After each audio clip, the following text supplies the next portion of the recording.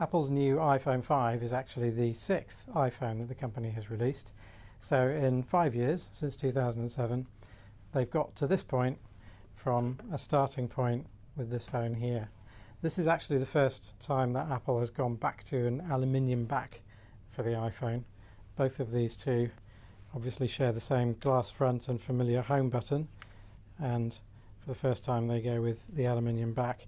Aluminium isn't a terribly good material to get mobile phone signals through, so on the first iPhone Apple had to have a band of plastic here to help the antenna, and on the new iPhone there are two patches of glass, one at the top and one at the bottom. In 2008, after the original iPhone, Apple kept pretty much the same form factor but changed to an entirely plastic back. This is the iPhone 3G, which is the first iPhone to have 3G connectivity. The original one, as anyone who tried to get their email on the move will know, only had Edge connectivity. A year later, in 2009, Apple really just changed the insides of the phone. The outside remained pretty much the same, but they brought out the 3GS. So again, the same form factor, the same plastic back, and a device that really didn't change all that much, at least on the outside, for the first 2 years. The biggest change in the form factor came in 2010 when the iPhone 4 came out. This one has got much more of a rectangular design. It's much less curvy. The back is flat and glass rather than plastic, and the front obviously is one piece of glass.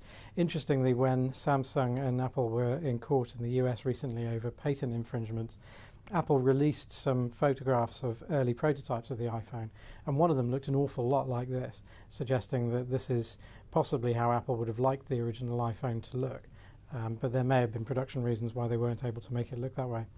The iPhone 4 was notable, to Apple's dismay, for some problems with antenna, and that caused some difficulty with call quality, people dropping calls because they were covering up the antenna on the band here with their fingers. So when the 4S came out this time last year in late 2011, it had extra bands, and that's really the only way you tell the difference between the iPhone 4 and the 4S. It now has two bands on each side, and these work as separate antennas, which means it's much harder for you to cover them up and to disrupt the signal. But the new model has changed things again. It still looks a lot like the iPhone 4S, but it is a little bit taller, so there's some extra screen space there, and it's considerably thinner, 20% thinner, 18% lighter, and the first thing everybody says when they pick this up is that this is significantly lighter. It feels significantly lighter in the hand than its predecessor. So there we go, 5 years between June 2007, October 2007 when it was